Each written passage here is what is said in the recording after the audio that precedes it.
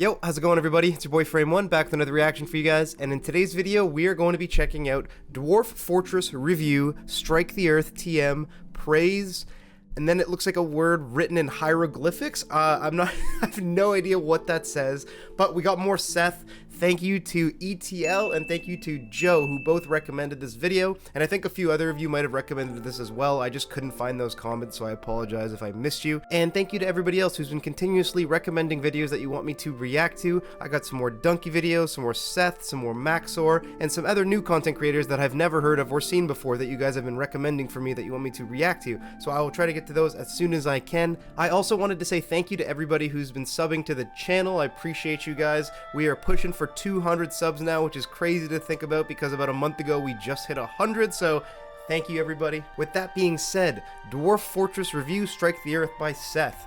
Alright, here we go. This one's kind of short, it's only 12 minutes.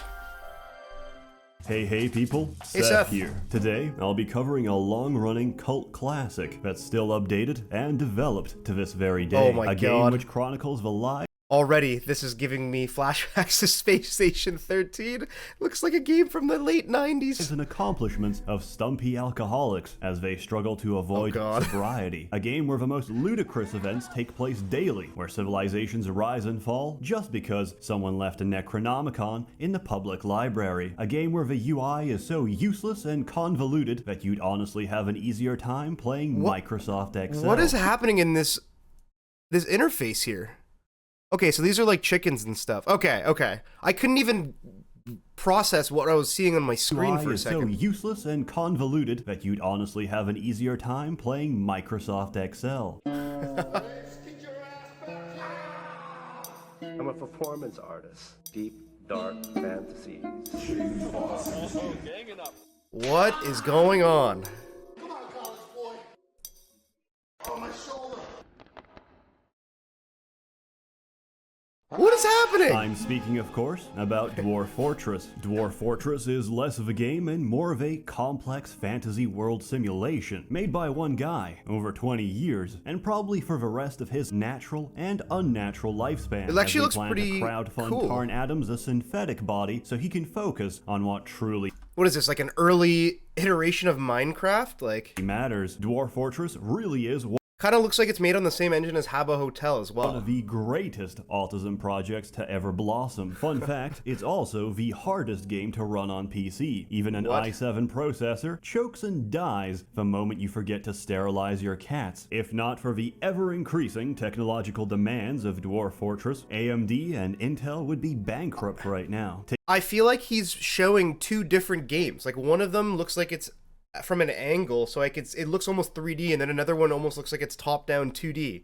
I can't really tell what's happening. Playing Dwarf Fortress, you'll need some prescription medication, but more importantly, you'll need a world to play in. So, we create one, we set some parameters, and the game will then calculate 250 fucking years of history for this randomly generated world. And, depending on your computer, this may also take 250 years. Once the world is made, it's all yours, and like an abusive lover, she will caress and beat you senseless, and each time you'll come back for more. There's two main game modes you can play in Dwarf Fortress. You can either choose to embark on distant lands and lead a fortress to ruin, or die horrifically in the pursuit of adventure. To begin, let's cover Fortress mode first. All you have to do is pick a nice place to embark, and that's about it. Despite common myths, Dwarf Fortress isn't complicated. Just follow a couple of tutorials and you'll be a seasoned veteran in no time. You should also download and use the Lazy Noob Pack because the game is almost unplayable without it. Some may disagree with this statement, but to put it simply, they're fucking wrong. So is that pack the reason why I'm seeing different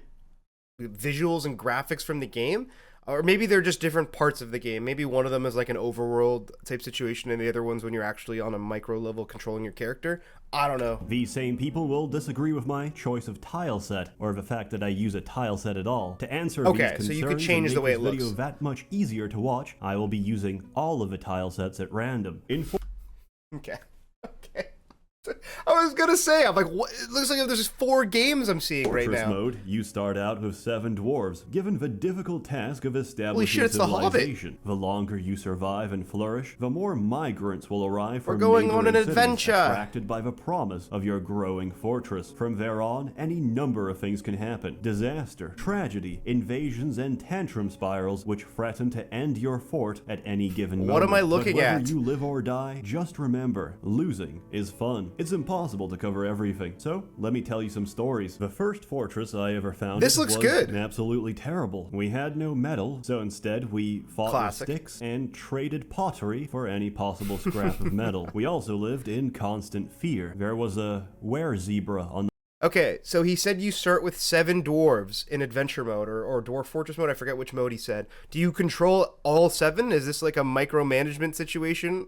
Or are you playing as one dwarf and then you have allies that you're adventuring with? on the loose. He kept eating my So many chickens questions. and trampling my dwarves. As if I couldn't escape the furry menace in real life, it torments me in my video games as well. It turned out that the were-zebra was a human musician who plays at my tavern, so I let him stay and What? snap a few chicken necks every month. The place was actually quite successful. 5 years on and no major invasions. What the hell? I asked my friend, who knows Dwarf Fortress, to take a look. He came back shocked and told me, "You're not at war with the goblins." How? I had no idea. so My confusing to fortress look was a at. place of culture and learning, of drunken revelry and international diplomatic renown. Life proceeded as normal. And then, one day, one of my guests of honor, a legendary human wrestler, had too much to drink and went into a murderous rage. He proceeded to grab a goblin dancer and pulled off her lower jaw. As she was screaming, he began thrashing her with her own jawbone. The situation quickly deteriorated as she retaliated back. My other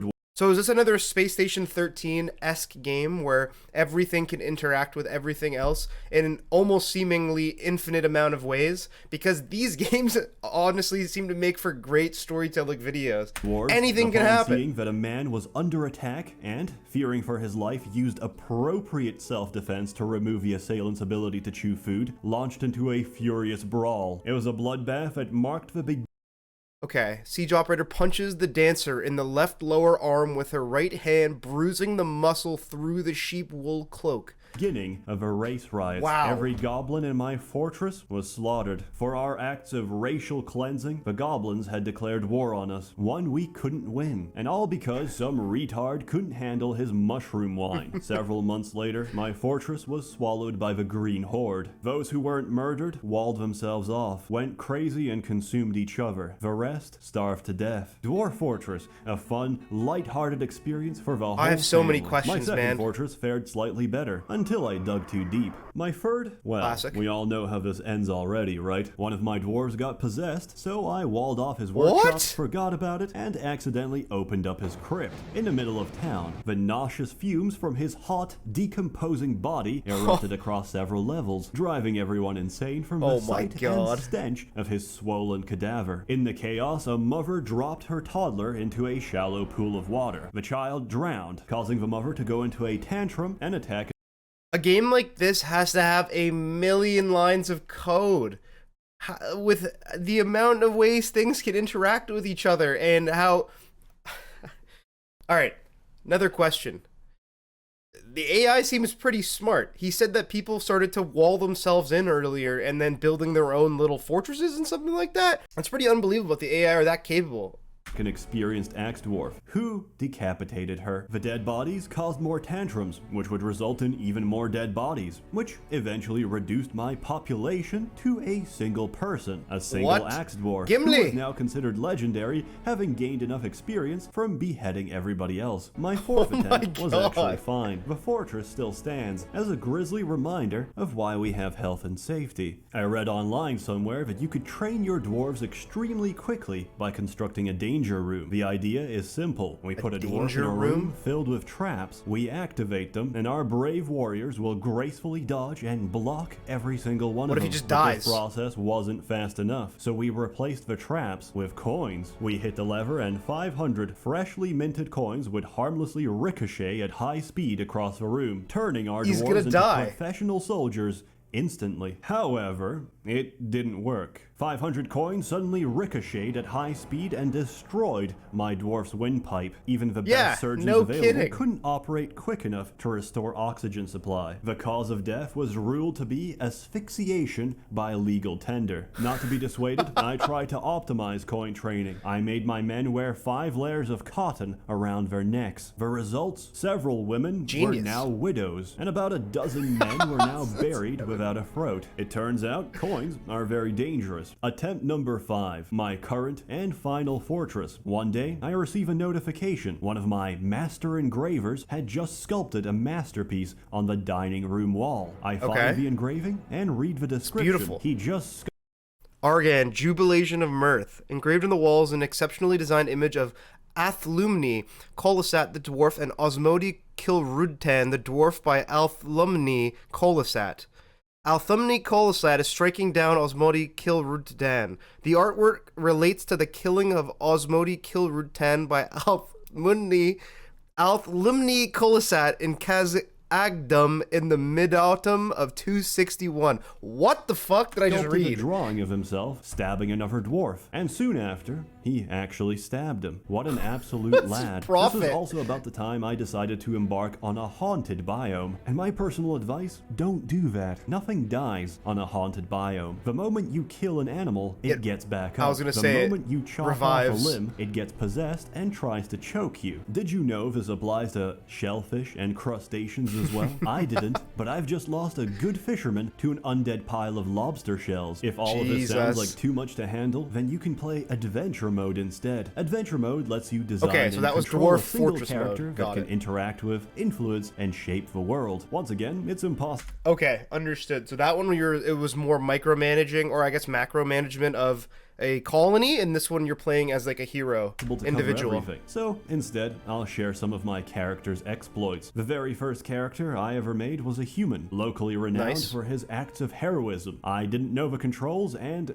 didn't really care. I spent my entire time accusing children of being vampires and throwing silver at them until they died. No one dared intervene in my righteous crusade against darkness. Incidentally, one of the people I accused was actually a vampire who proceeded to kill me instantly to get rid of the evidence. My second character was a kobold who had successfully integrated with modern civilization. To demonstrate how integrated I was, I immediately assassinated the king. To my surprise, the guards didn't even care. My reward for becoming the king was monarchy. I had become the new ruler of this kingdom. I spent the rest of my career spreading rumors that the previous king was murdered by myself. Everyone refused to believe it and said I, the king, was full of shit. My third character managed to find a really nice book, a book of necromancy, which I generously donated to one of my fortress libraries. After retiring from adventuring and checking up on the place, I was pleasantly surprised to find the place overrun with undead. Then I got bored and installed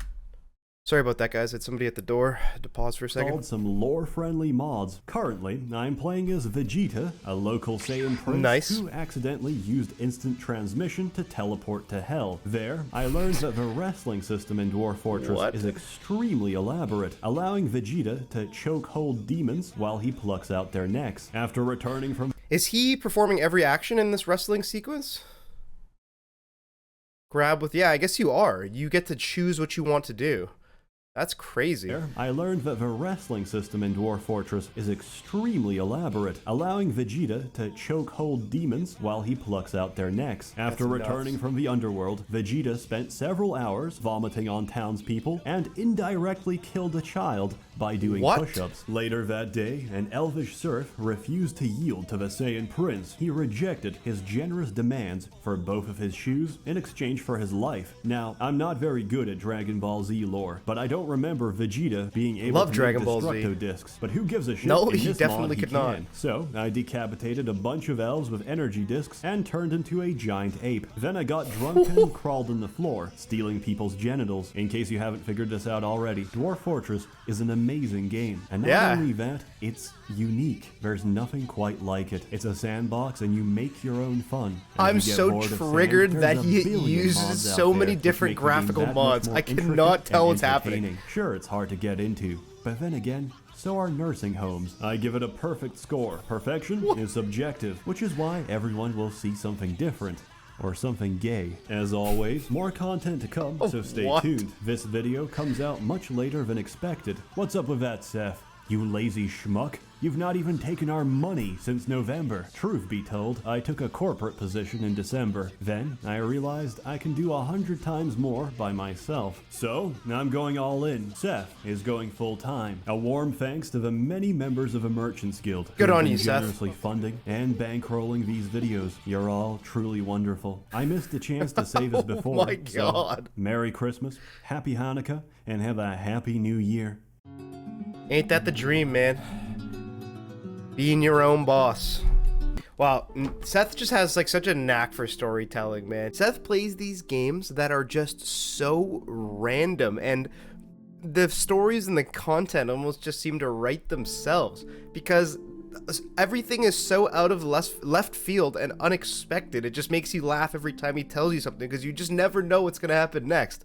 I mean, Seth is great, man. Seth just has such a great editing style, and it just matches so well with his storytelling. Thank you again to everybody who recommended this video and continues to recommend stuff for me. Drop a subscription if you guys want to see more stuff like this from me in the future. Leave a thumbs up if you enjoyed, and I'll catch you guys in the next one. Peace!